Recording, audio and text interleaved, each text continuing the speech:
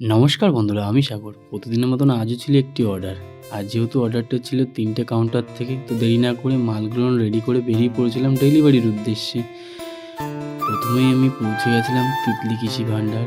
যেহেতু ওখানে একটি অর্ডার ছিল, অর্ডারটি ছিল ১৩40-১৩ অর্ডার। তো প্রথমে ডেলিভারি করলাম তিতলি কৃষি ভাণ্ডারে ১৩40-১৩। তারপর বেরিয়ে পড়লাম আরেকটি কাউন্টারে।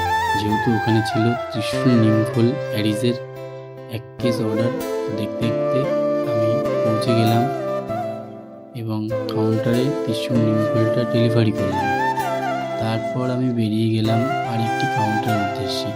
দেখতে দেখতে একটু প্রাকৃতিক সৌন্দর্য ক্যামেরাবন্দি করে নিলাম এবং এভাবেই আমি পৌঁছে গেলাম আরেকটি কাউন্টারে।